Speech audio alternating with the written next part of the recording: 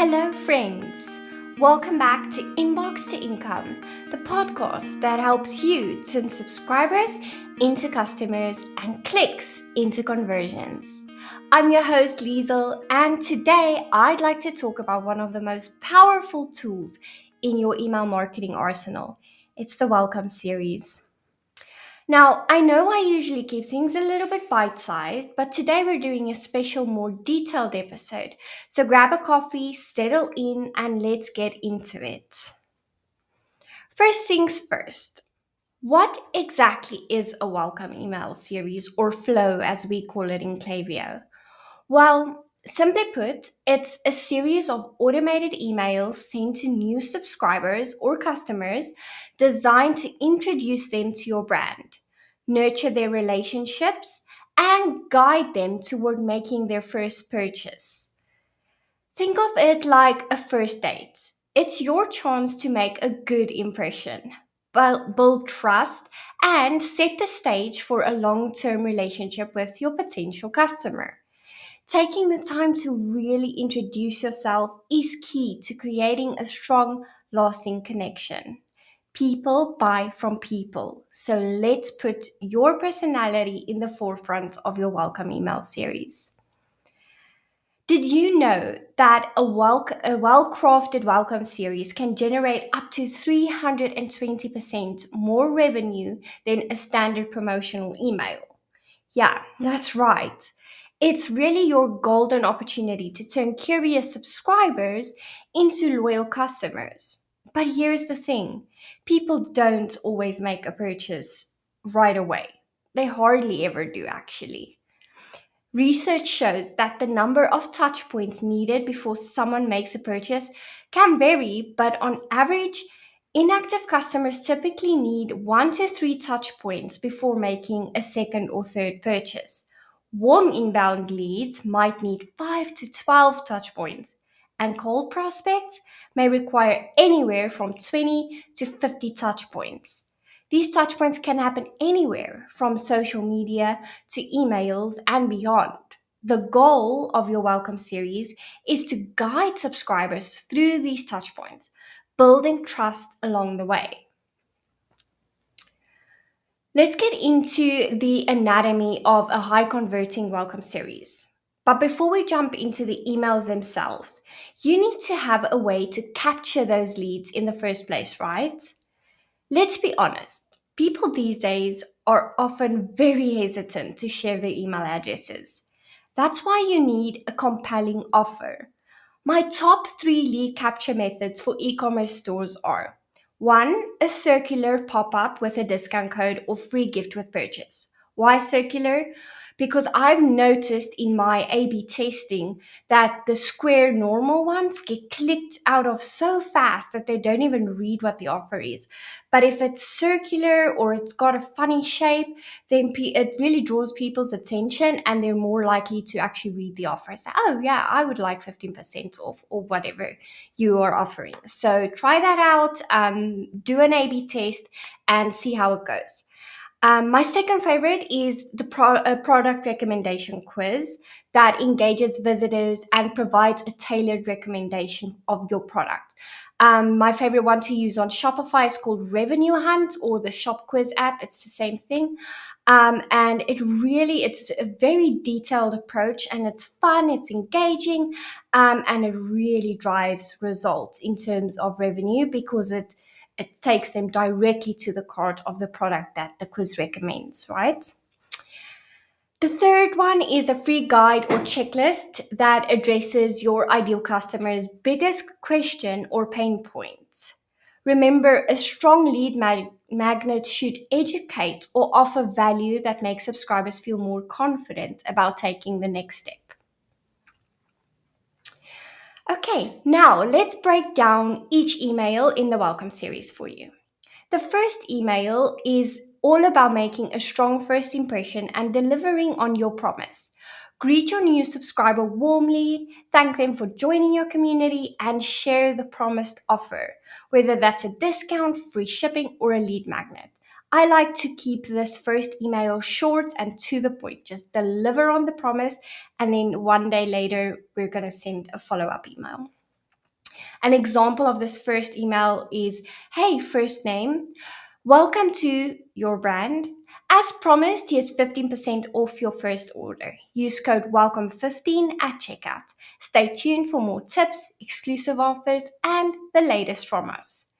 Pro tip here, use a compelling subject line like welcome to your brand, here's your offer to increase open rate, and always A/B test your subject lines until you've nailed it. In the second email, you want to introduce your brand's story, mission, and value. Share how your brand started, what drives you, and why you're passionate about what you do. This is your chance to really connect on a personal level, but remember, balancing your mission with what your customer gets out of it is an art form. So you really need to be careful that you're not making it all about you. It needs to be, this is our mission and this is how it benefits you. Okay, so just remember, keep that in mind when you're doing a personal message. An example could be, did you know your brand started from a small kitchen in wherever? We're on a mission to bring you product types that are insert your value proposition. Here's why we do what we do. And then here you go for it and you say, this is why we do it and this is how it benefits you. Pro tip, include visuals like photos, videos, or infographics to enhance the storytelling. A must-have image here is a photo of you, whether that be in your signature or as an introduction image saying, hi, I'm LIEZLE. You can, I love adding a signature of the founder of the company on all the emails. It makes it really personal. And once again, people buy from people. Okay, next, it's time to showcase popular products and build trust through social proof. Here you can highlight bestsellers, share customer testimonials, or show user-generated content. An example is, here's what our customers are loving. Insert product name. Check out their reviews and see why it's a fan favorite. Pro tip, include a clear call to action like shop now or see bestsellers to encourage exploration. One thing I want you to always keep in mind, any email you ever send must only have one call to action, whether it be shop now or read a blog to find out more. One call to action per email because people get overwhelmed and then they won't click on anything. And the main goal of any email is to get a click. That is literally what we're here for. So keep that in mind. The next email is all about driving conversions by creating a sense of urgency. Remind subscribers that the initial offer is expiring soon or highlight limited stock items. An example of this is only 24 hours left to claim your 15% off. Don't miss out. Use code WELCOME15 before it's gone. Pro tip here, use phrases like last chance to save to encourage immediate action. And in the final email we'll discuss today, you want to address any common objections head on. For example, if price is a concern, explain your product's value and how it compares to similar options in the market. Don't mention names, but just mention your product versus their product benefits. An example would be, we often hear that price is a concern, but here's why our products are worth it. Now you can enter your comparison or the explanation. We'd love to offer you a special incentive to experience it for yourself. Pro tip here, add a personal touch once again by thanking your subscribers for being part of your community and lay the groundwork, tell them what they can expect in the coming weeks, because now you're going to start adding them to your weekly campaigns. So if you send 2 emails a week or 1 email a week, let them know what they can expect and what to look out for. Now, before I move on, I just want to pause here and say, we covered 5 emails today. But once you've got that done and got that going, and you see that your 5th email still gets a lot of clicks and open rates, Try expanding it to an 8 email series. I know it sounds like a lot, but it's spread over and it's more tailored to take them through that journey, especially if you've got a product with more than one buyer objection. So I like to add in email 5, the buyer objection 1, email 6, buyer objection 2, and email 7, buyer objection 3, and then the final email is just a final call to action to purchase or shop the best sellers. Okay, so work yourself up to that point, but 5 is plenty to start with. Okay, let's talk about tracking your success. You want to look at a few key metrics like open rates, click-through rates, conversion rates, and unsubscribe rates.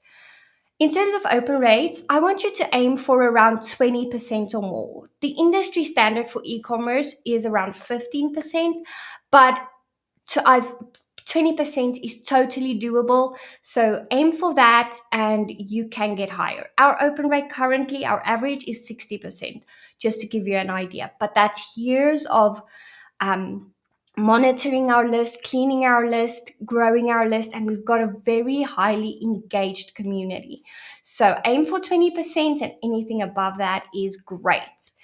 In terms of click-through rate, shoot for 2.5% or higher. The average the minimum is 2%, but we want 2.5% or higher. That would be really good.